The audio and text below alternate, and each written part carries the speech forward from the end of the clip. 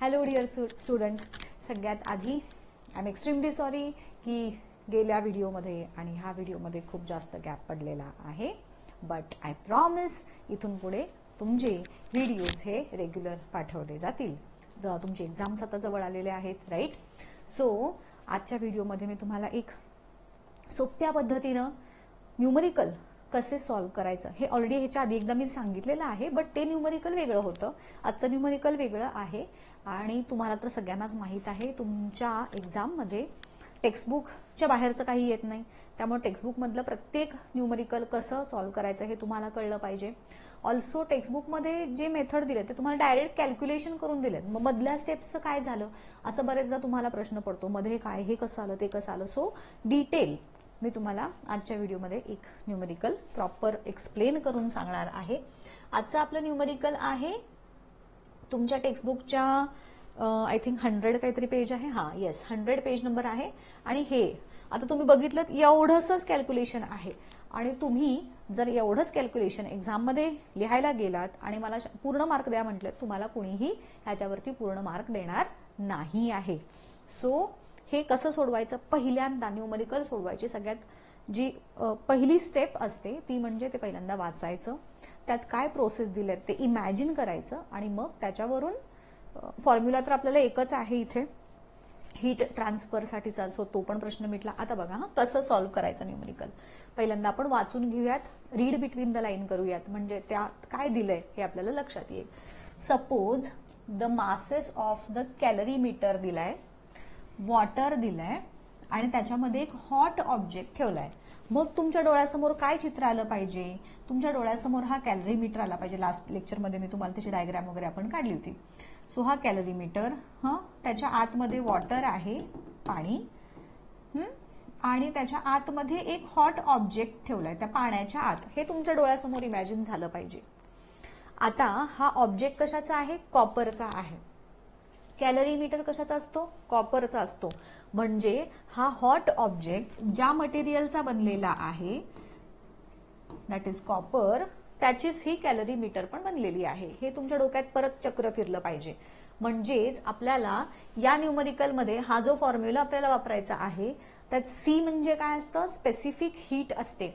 आणि specific heat ही प्रत्येक material wise वेगवेगळी असते. म्हणजे कॉपरची जी स्पेसिफिक हीट आहे ती त्यापेक्षा वेगळी आयर्नची असेल, त्यापेक्षा वेगळी वॉटरची असेल. या पद्धतीनं न्यूमरिकल कॅल्क्युलेट करण्यासाठी तुम्हाला स्पेसिफिक हीटच्या व्हॅल्यू ह्या दिल्या जातात, जसं तुम्हाला इथं पण दिलेल्या आहेत.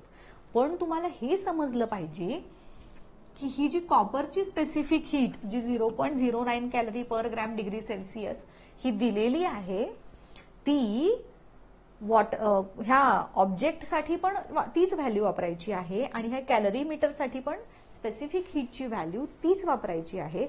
हे एकदा तुम्हाला समजलं की मग आपलं काम अजून सोपं झालं. आता काय दिलंय तर त्या सगळ्यांचं मासेस कसे आहेत? सेम आहेत. म्हणजेच ह्या ऑब्जेक्टचं मास, या कॅलरीमीटरचं मास आणि त्यामध्ये असणाऱ्या पाण्याचं मास हे तिन्ही सेम आहेत. त्यानंतर इनिशियल टेम्परेचर ऑफ कॅलरीमीटर आणि वॉटर हे किती दिलेलं आहे? 30 डिग्री सेल्सिअस. आता बघा, आता इथं पुढची प्रोसेस आपल्याला इमॅजिन करायची आहे. सगळ्यात आधी आपण हा कॅलरीमीटर इमॅजिन केला. कॅलरीमीटरचं काहीतरी टेम्परेचर असेल की नाही? कॅलरीमीटरचं टेम्परेचर जे असतं ते कशावर डिपेंड करतं? तर त्याच्या आत तुम्ही जे पाणी ठेवलंय त्या पाण्याच्या टेम्परेचरवरती डिपेंड करतं. इन शॉर्ट, जे पाण्याचं टेम्परेचर असणार इनिशियल तेच त्या कॅलरीमीटरचं पण टेम्परेचर असणार. सो ते किती दिलंय? तर 30 डिग्री सेल्सिअस दिलेलं आहे. हॉट ऑब्जेक्टचं टेम्परेचर किती आहे? त्याच्यात जो हॉट ऑब्जेक्ट आपण टाकलाय हा, त्याचं टेम्परेचर किती आहे? तर 60 डिग्री सेल्सिअस. आता काय होणार? प्रोसेस इमॅजिन करा. गरम ऑब्जेक्ट आहे. तुम्हाला आठवायचं, सकाळी जाताना शाळेला गडबड असते आणि गरम दूध असतं. मग ते गार करण्यासाठी आई काय करते? एक परात घेते किंवा एक भांडं घेते काहीतरी, त्यात पाणी ठेवते आणि त्याच्यामध्ये ते गरम दूध गार करायला ठेवते. तेव्हा काय होतं रे? तेव्हा गरम दुधाची हीट पाण्याला लागते. पाणी थोडंसं त्याचं टेम्परेचर वाढतं पाण्याचं. ऑल्सो ते ज्या भांड्यात ठेवले त्याचंही टेम्परेचर थोडंफार वाढतं due to the heat of the milk. म्हणजे काय झालंय बघा, heat released by that milk ती कुणाला मिळाली? थोडीशी हीट पाण्याला मिळाली, थोडीशी हीट त्या भांड्याला मिळाली. सिमिलरली इथं पण तेच होणार. हा हॉट ऑब्जेक्ट जेव्हा तुम्ही या पाण्यामध्ये ठेवणार तेव्हा त्या हॉट ऑब्जेक्टची हीट काय होणार? बाहेर पडणार. ती कुणाला मिळणार? त्या हीट पैकी थोडीशी हीट पाण्याला मिळणार आणि पाण्याचं टेम्परेचर काय होणार? वाढणार. आणि थोडीशी हीट कॅलरीमीटरला मिळणार आणि कॅलरीमीटरचं पण टेम्परेचर वाढणार. हो की नाही?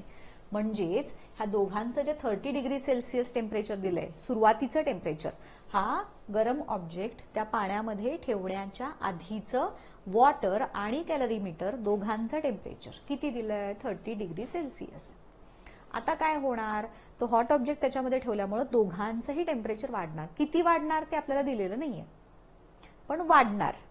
बरोबर? मग टेम्परेचर जेव्हा वाढतं आपण काय घेतो तिथे? राईज इन टेम्परेचर किंवा चेंज इन टेम्परेचरला आपण काय म्हणतो? आपण त्याला म्हणतो delta T. Delta T is nothing but change in temperature. बरोबर? हा डेल्टा टी ची व्हॅल्यू कशी काढतात मी तुम्हाला शिकवलेलं आहे. डेल्टा टी ची value generally maximum value minus minimum value न काढतात. बरोबर? मग आता ह्या हॉट ऑब्जेक्ट आणि कोणाही वॉटर आणि कॅलरीमीटरच्या बाबतीत डेल्टा टी तुम्ही कसा काढणार? तर वाढलेलं टेम्परेचर किती आहे ते माहित नाही आपल्याला, मायनस सुरुवातीचं टेम्परेचर दॅट इज 30. अशा पद्धतीनं तुम्ही डेल्टा टी काढणार. आता काय होणार? हे इकडं पाण्या आणि कॅलरीमीटरचं तर टेम्परेचर वाढलं, हे फिक्स झालं. हॉट ऑब्जेक्टचं टेम्परेचर काय होणार आहे? जेव्हा तुम्ही गार पाण्यात टाकणार हीट बाहेर पडणार आणि थोड्या वेळाने त्या हॉट ऑब्जेक्टचं टेम्परेचर कमी होणार. बरोबर? सो इथं काय होणार? हॉट ऑब्जेक्टचं टेम्परेचर कमी झाल्यामुळे त्याचं काय इथं लिहिणार आपण जे 60 डिग्री दिले आपल्याला, तर ते कमी होऊन कितीतरी होणार. किती होणार ते आपल्याला माहित नाही. प्रोसेस इमॅजिन झाली का? एक कॅलरीमीटर आहे, वॉटर त्याच्यात आहे आणि त्यात एक हॉट ऑब्जेक्ट ठेवलाय. तिघांचंही मास सेम आहे.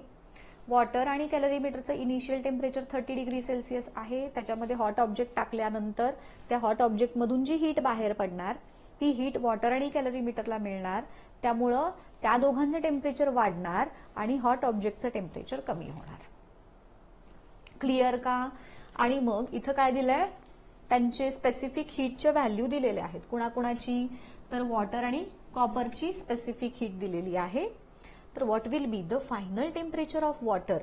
आता मला सांगा, वॉटरचं फायनल टेम्परेचर हे नुसतं वॉटरचं असू शकतं का रे? नाही. बघा, हीट एक्सचेंजची प्रोसेस कधीपर्यंत चालते? परत अगेन मगाशी आईनं सांगितलं, आईचं ते दुधाचं मी एक्झाम्पल दिलं होतं ते घ्या डोळ्यासमोर. दूध, पाणी ह्या दोघांचं टेम्परेचर इक्वल होईपर्यंत ती हीटची एक्सचेंजची प्रोसेस चालणार की नाही? दोन्हीचे टेम्परेचर जेव्हा इक्वल होतात परत अजून गार किंवा अजून गरम कोणताच ऑब्जेक्ट होत नाही. म्हणजेच काय? ऐका, नीट ऐका हा. हीटची जी एक्सचेंजची प्रोसेस आहे ती प्रोसेस कधीपर्यंत चालू राहते? तर जोपर्यंत सगळ्या सबस्टन्सेसची टेम्परेचर इक्वल होत नाही तोपर्यंत. म्हणजेच काय? म्हणजेच थोड्या वेळानंतर तो जो हॉट ऑब्जेक्ट, वॉटर आणि कॅलरीमीटर ह्या तिघांचंही फायनल टेम्परेचर कसं होणार आहे? इक्वल होणार आहे. बरोबर? इक्वल होईपर्यंत ही प्रोसेस चालू राहणार. म्हणजेच तुम्हाला एक गोष्ट कळली का? की जे फायनल टेम्परेचर ऑफ वॉटर विचारलंय तेच टेम्परेचर कॅलरीमीटरचं पण असणार आणि तेच टेम्परेचर हॉट ऑब्जेक्टचं पण असणार. क्लिअर? सो आता जसं इथं दिलंय आपण नाही ते बघणार आहोत. आपण आपल्या पद्धतीनं चालणार आहोत. आपण कसं लिहितो रे? आपण लिहितो सगळ्यात आधी गिव्हन काय आहे सांगा मला. गिव्हन व्हॅल्यू सगळ्यात पहिली आपल्याला काय दिलेली आहे? त्याच्यामध्ये सगळ्यात पहिलं दिलेलं आहे नंबर 1 लिहा, mass of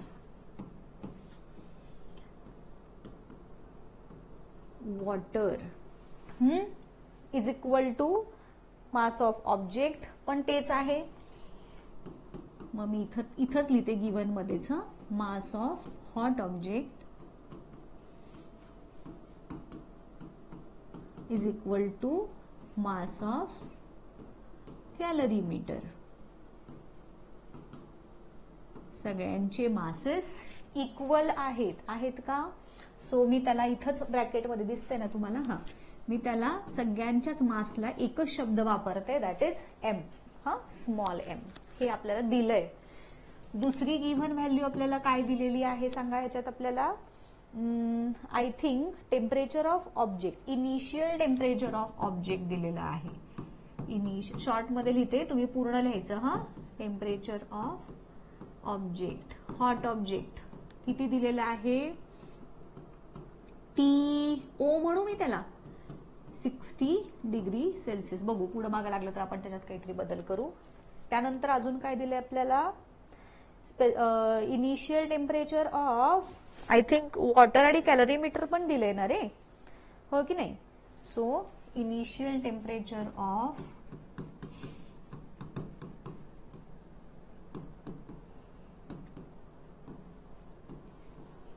water and कॅलरीमीटर TW, नुसतं टी म्हणेन मी, चला नुसतंच टी म्हणते त्याला. हा, कारण ते दोन्हीचं एक आहे. So 30 degree Celsius.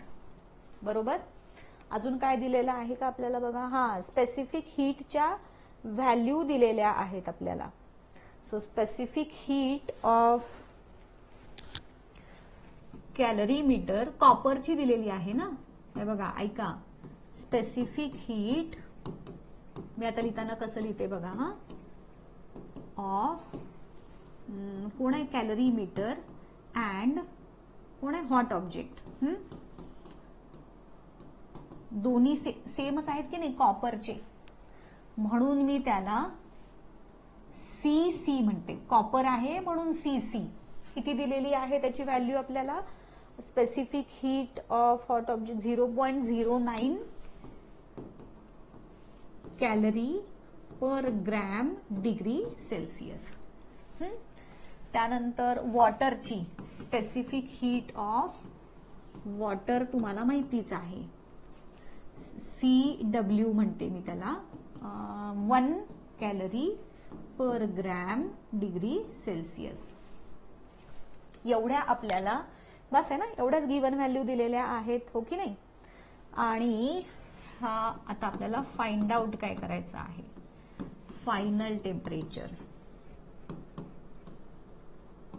That is नुसतं टी म्हणते मी. सगळ्यांचं वॉटर दिलंय त्यांनी, मग फायनल टेम्परेचर ऑफ वॉटर म्हणते. लिहिताना लिहूयात आपण, दॅट इज TW म्हणू फार तर. फाइंड आउट झालं. आता आपल्याला फॉर्म्युला माहिती आहे, एकच फॉर्म्युला आहे आपला, that is Q is equal to Q1 plus Q2. बरोबर. मग आता इथे Q म्हणजे काय आहे? हा, आणि दुसरा फॉर्म्युला Q इज इक्वल, दुसरा इथेच लिहिते त्याच्या समोर. हा पहिला फॉर्म्युला, इथं दुसरा formula Q is equal to M into C into delta T. हे दोन फॉर्म्युले आपल्याला इथं यूज करायचे आहेत. सो गिव्हन झालं, फाइंड आउट झालं, फॉर्म्युला झालं. आता सोल्युशन म्हणा. हे क्लिअर करू का रे पोरांनो?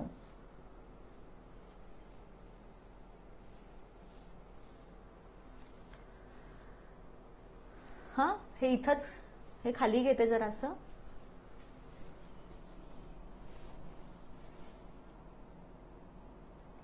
प्लीज वेट म्हणते मला इथे. ठीक आहे. हा, सो मी इथंच क्लिअर हे करूया.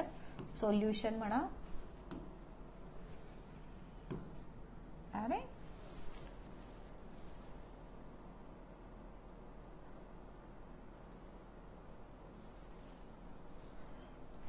मी पेज नंबर दुसरा घेते. चला जाऊया नेक्स्ट पेज वरती जाऊ आपण. सोल्युशन म्हणा.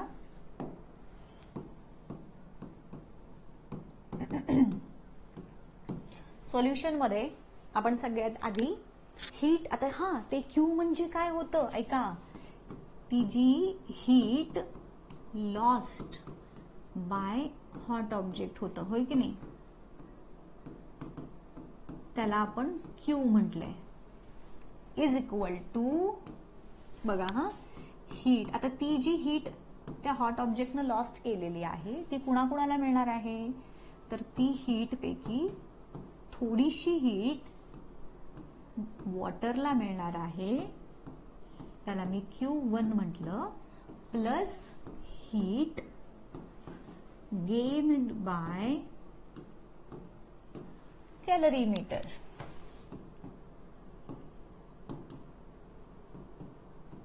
त्याला मी Q2 म्हणेन. हा, आता एखाद्याला वाटलं मला ह्याला Q1 म्हणायचंय आणि ह्याला Q2 म्हणायचंय, म्हणू शकतो का, तर म्हणू शकतो, काहीच प्रॉब्लेम नाही.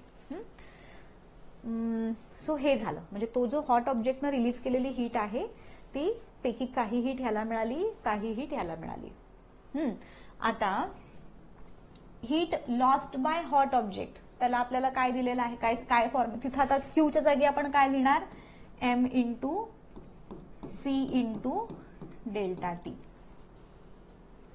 इज इक्वल टू परत m into C into delta T of Q1 म्हणते याला मी, ह्याला टी नुसतं म्हणते, ह्याला M1 इंटू C1 म्हणू फार तर, म्हणजे Q1 काढतोय ना आपण म्हणून, प्लस Q2 काढणार आता, that is M2 into C2 into delta T2. का लिहिलं ते कळालं का बघा, हे Q म्हणजे हे झालं heat lost by hot object, heat gained by water त्याला Q1 आहे म्हणून मी त्याला इथं M1 C1 डेल्टा T1 म्हटलं, आणि हे Q2 आहे म्हणून याला असं म्हटलं. आता याच्यामध्ये आपल्या व्हॅल्यूज पुट करूयात. आपल्याला मास ऑफ हॉट ऑब्जेक्ट दिलेला आहे का, किती, सगळ्यांचे 1 आहे, सो मी इथं M लिहिलं, मगाशी आपण गिवन मध्ये लिहिलं होतं. C हॉट ऑब्जेक्टची स्पेसिफिक हीट किती आहे, 0.09 दिलेली होती की नाही, कॉपर, आणि त्या कॅलरी मीटरची specific heat 0.09 into delta T. Delta T कसा काढणार, चेंज इन टेम्परेचर. आता ह्याच्यामध्ये फायनल टेम्परेचर ह्याचं काय होतं रे, ह्याचं फायनल टेम्परेचर आपलं माहित नाही आहे, ह्याचं final temperature. So delta T is equal to TF minus initial, नाही सॉरी, ह्याचा डेल्टा टी ची व्हॅल्यू तुमची किती येणार बघा, 60. Maximum value minus minimum value असते, सो ह्याची इनिशियल टेम्परेचर जास्त होतं, मायनस TF. सो डेल्टा टीच्या इथे मी हे लिहिणार, दॅट इज, हे कळालं का तुम्हाला काय केलं ते, पुन्हा एकदा सांगते, मगाशी सांगितलंच होतं तुम्हाला, डेल्टा टी म्हणजे कसा काढायचा असतो, तर maximum value minus minimum value.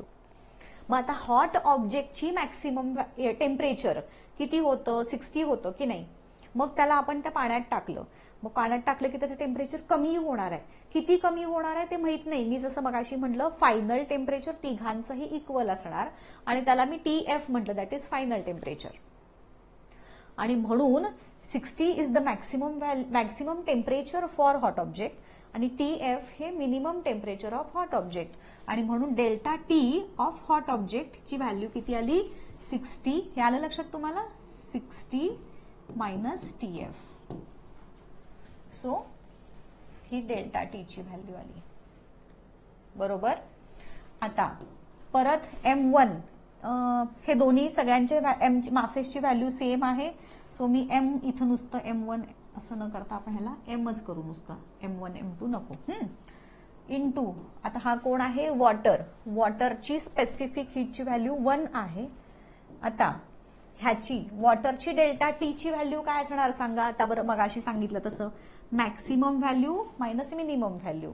आता वॉटरचं इनिशियल टेम्परेचर कमी होतं, गरम ऑब्जेक्ट त्यात टाकल्यामुळे त्याचं टेम्परेचर वाढणार आहे, म्हणजेच वॉटरचं जे काही वाढलेलं म्हणजेच फायनल टेम्परेचर असणार आहे ती मोठी व्हॅल्यू असणार, हो की नाही. म्हणून डेल्टा टी फॉर वॉटर जे आहे ते TF ही व्हॅल्यू जास्त असणार आणि 30 ही व्हॅल्यू कमी असणार. इनिशियल टेम्परेचर वॉटरचं किती आहे, 30 आहे की नाही, सो ती व्हॅल्यू इथं कमी असणार. म्हणून वॉटरसाठीची डेल्टा टी ची व्हॅल्यू काय आली, TF मायनस 30. कळालं ना सगळ्यांना बघा रे. त्यानंतर परत हे M आहे असं, C ची व्हॅल्यू दोघांची सेम आहे, दॅट इज इथं पण 0.09 आणि डेल्टा टी ची व्हॅल्यू कॅलरीमीटर साठीची पण वॉटर एवढीच आहे, कारण कॅलरीमीटरचं पण इनिशियल टेम्परेचर वॉटर सारखं सेम होतं. सो मी इथं पण डेल्टा टी एफ -30 लिहिलं. ठीक आहे. आता काय काय होणार बघा. हे एम कॉमन आहेत, सो ते मी बाजूला काढले.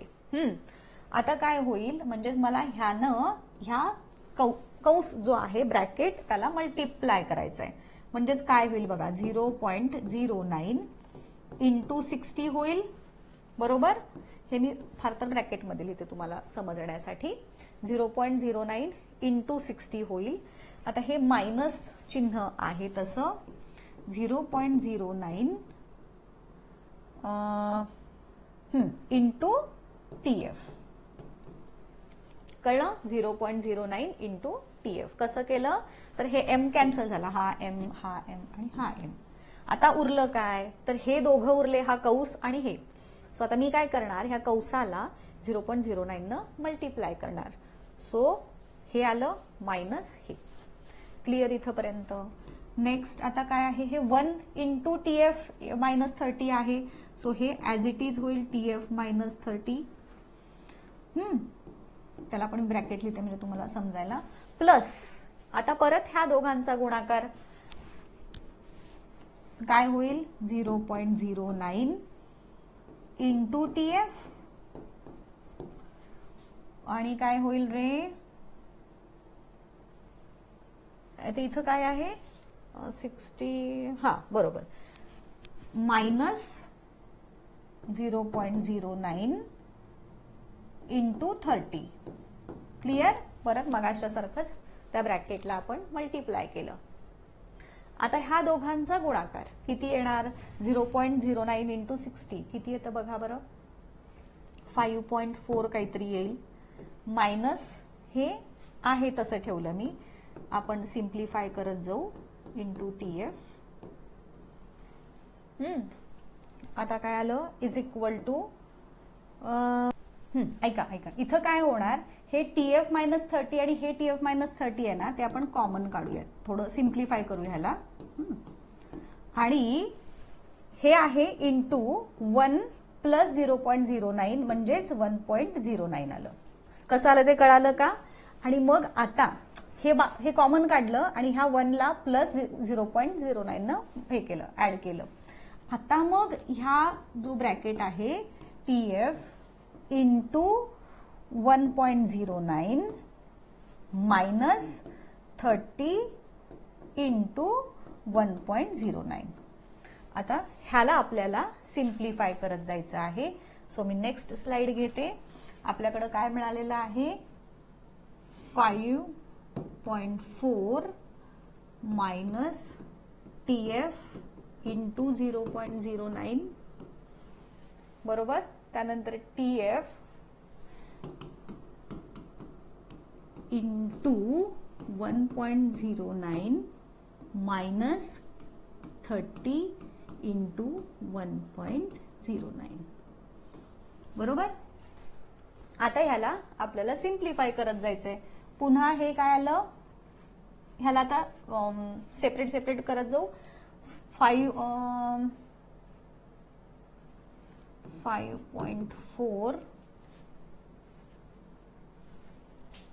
हे आहे तसं, थांबा आधी हा आपण कंस आधी सोडूयात. हे आहे तसं घेतलं मी इथे ह्या स्टेपमध्ये. आधी ह्या दोघांचा मल्टिप्लिकेशन केल्यानंतर 32.7 काहीतरी येईल. ठीक आहे. आणि मग पुढे जाऊन आता हे 30.27 आपण इक्वेशनच्या या साईडला घेऊयात. So it will become 5.4 plus 32.7. आणि मग हे बाकीचे एंटिटी, हा टीएफ इंटू 0.09 जो आहे, हा टीएफ इंटू 1.09, हे सगळे एका बाजूला घेऊयात. आता काय होईल बघा, टीएफ इंटू 1.09 त्यानंतर प्लस टीएफ इंटू 0.09. काय केलं कळालं का? हे ह्यांचं मी आधी सिम्प्लिफिकेशन केलं, हे ह्या बाजूला आलं. आता इकडे उरलं हा, तो मी इथं घेतला आणि हा जो TF इंटू 0.09 आहे तो मायनस होता, तो इथं आला, तो प्लस झाला. आता ह्याला अजून सिम्प्लिफाय करत जाऊया. याच्यात TF कॉमन निघेल, राईट. हा TF आणि हा TF मी कॉमन काढला. उरलं काय 1.09 प्लस 0.09. करेक्ट. इथंपर्यंत आलात. म्हणजेच काय आला इथे TF इंटू ह्या दोघांची ऍडिशन आली 1.18 आणि इकडं ह्या दोघांची ऍडिशन आली 38 आलं. हा 38.1. आता therefore TF that is final temperature is 38.1 divided by 1.18. So ह्या दोघांचा डिव्हिजन केल्यानंतर किती येतं साधारण 32.28 किंवा 29. हे तुमचं फायनल. आणि डिग्री सेल्सिअस लिहायला विसरायचं नाही. एवढंच करून थांबायचं नाही, तर ह्याच्यात तुम्हाला लिहायचं आहे therefore the final temperature of water is किती आहे 32.28 डिग्री सेल्सिअस. ऍक्च्युली हे वॉटरचं सांगताना सांगितलंय आपण, पण ते तिन्हीचंही फायनल म्हणजे कॅलरीमीटरचं, वॉटरचं आणि त्या हॉट ऑब्जेक्टचं तिघांचंही फायनल टेम्परेचर एवढं असणार आहे. ठीक आहे. आलं लक्षात कसं सोडवलं ते. आय होप तुम्हाला व्हिडिओ व्यवस्थित कळाला असेल. कसा वाटला मला कमेंट करून नक्की सांगा. थांबूयात आज, भेटूयात पुढच्या व्हिडिओमध्ये. Till then good bye. Thank you.